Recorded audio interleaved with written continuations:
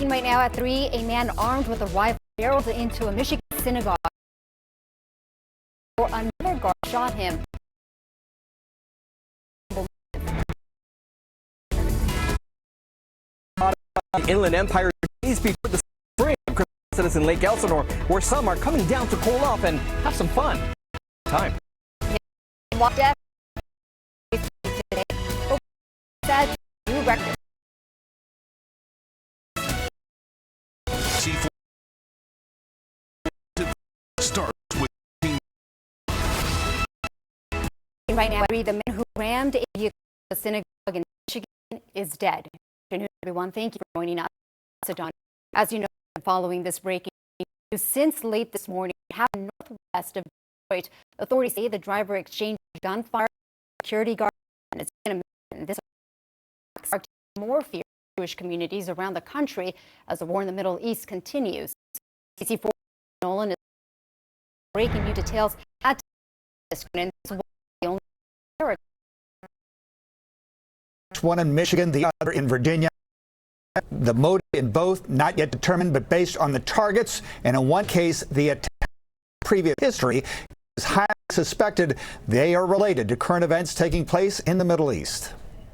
Two suspected terrorist attacks in one morning. The first targeting a synagogue in suburban Detroit, to the front doors of the Temple Israel in West Bloomfield, Michigan, driving down a hallway, and security opened fire, killing the driver. Believe in the vehicle, no kids. This is the important thing. No kids, no staff was injured whatsoever. A security guard was run over and knocked unconscious, but another was able to open fire. Police say they were concerned that there was an explosive type device inside. Something ignited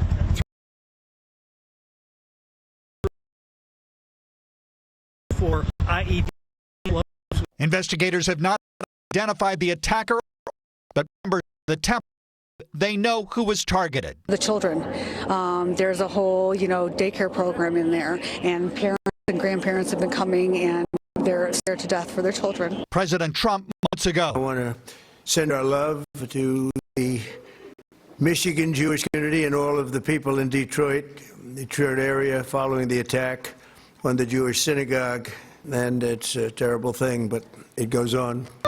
Showing up to ODU, 20 cop cars. Meanwhile, in ROTC classroom and opened fire, killing one person and injuring 3 others. The attacker, identified as 36-year-old Mohammed Bey, also dead. Police have yet to say Yalo is known to authorities. He had served 8 years of an 11-year prison sentence for attempting to procure weapons attack in the United States back in 2016.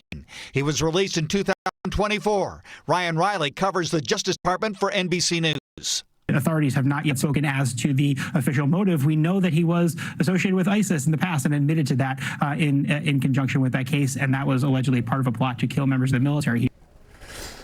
And we have just learned that the attacker at Old Dominion was overwhelmed by those in that ROTC class. The gunman was not shot, but he did not survive. Meanwhile, Mayor Karen Bass posted this morning that the LAPD is aware of both events and that the Los Angeles Police Department has stepped up patrols around synagogues and Jewish centers. I'm Conan Nolan, NBC4 News. Conan, thank you so much for that. To mention again that the motive in both of these attacks has not been determined, but we want to stay with NBC4 updates as the story develops. Coming up on the NBC4 News at 4, we're checking in with local synagogues to see if they're making any security changes. We're going to speak with our law enforcement analyst, Dr. Errol Southers. Meantime, Iran's new leader issued his first written statement vowing to keep blocking the Strait of Hormuz and continue attacks on countries host military. 3 more foreign ships struck in the Persian Gulf overnight. The price of U.S. crude oil is now more than $95 a barrel. Stocks dropped more than 700 points. Closer to home, let's talk about potentially record-breaking heat, you guys. From the beach to the valleys and the desert, we have live meteorologist Kelly Moody gives us the hot spots in your first alert forecast. Lenny, we've got a heat advisory that just pretty much drapes all across. Count the daytime high that are a good 15 to even 30 degrees above what's considered normal for this time of year. So you will hear us say, repeat, drink your water, find some shade, run that AC if you have one, and wear a little bit of extra SPF or light layers. You will need it because this is not the end of the heat.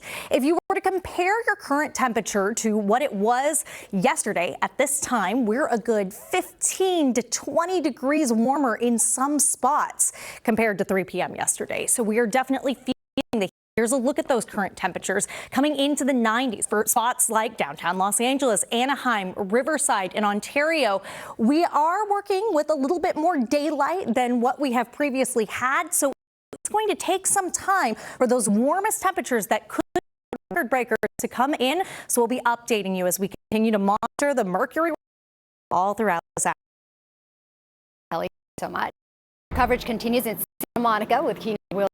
He's been speaking with people at the beach, packed apparently.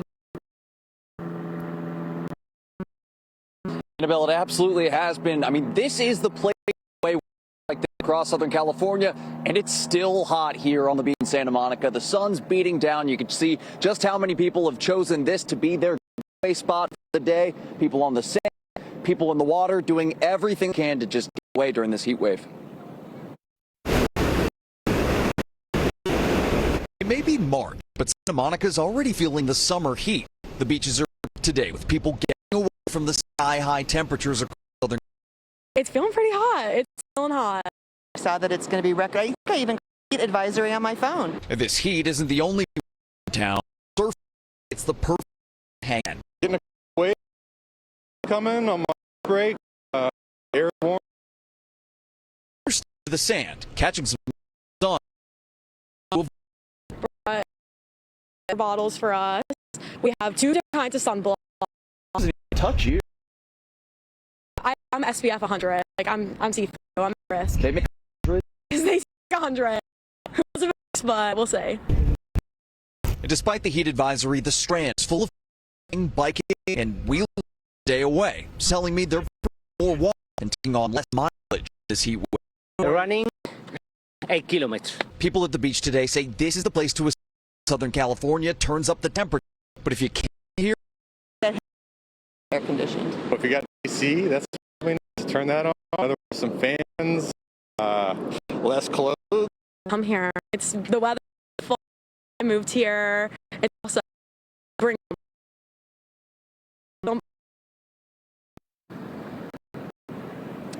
look a the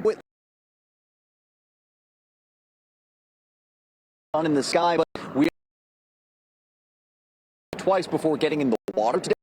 On that coming up at 5 o'clock. For the moment, though, from Santa Monica, Keenan, NBC4 News. I wonder what the other guy does. I mean, he's able to go out there waves on his lunch break.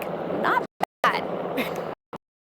Yes, he's living the dream. I know. Don't rub it in my face, Annabelle. And all of our faces. Jeez, Keenan, thank you so much for that. That's. So from the beach to the lake, it's hot in the Inland Empire as well. NBC4's Christian Gossett is live. The water is the only option right now out there. Well, Anna, it's 90 degrees. My phone is seeing the temperature at 88 degrees, but I can tell you days like today, it's to be indoors with the air conditioning at full blast in the shade or near a body of water. And we're in luck because we're on the north end of Lake Elsinore here. You can see the high level of water here. That's because actually the rain. We have so much water here, so that's for folks who want to come out and cool off and just really enjoy the day. We've seen a couple of boats, paddle, folks on the paddle board. I mean, several folks of the heat by getting their jet ski. The they reached near 90 degrees. Many came out to cool by the water. Heat expected to continue several days, making these last days of winter really feel like summer. Bring around the corner. Port Vine, they say the next few days will be busy. We have skydiving to offer, some zip lining too far from here, us with the jet skis and the boats, you know, kayaking. When guys out here when the up, they'll be out there windsurfing. I just took the day off work. My birthday in a couple of days. I figured I'd just spoil myself and just come out here and enjoy the weather. All right, so planning your trip to the lake is recommended over the next several days, which experts recommend sunscreen, limiting your outdoor activities in those peak hours of the day, and of course, drinking a lot of water. Now, coming up at 4 o'clock here, about a few other ways to enjoy the water and be and also not break the bank. There are a couple of good tips here that we found today and we want to share with you. Of course, that will be happening at 4 o'clock. For now, we're live. Gelson, our Christian, NBC4 News. It looks so peaceful out there, Christian. Enjoy the day.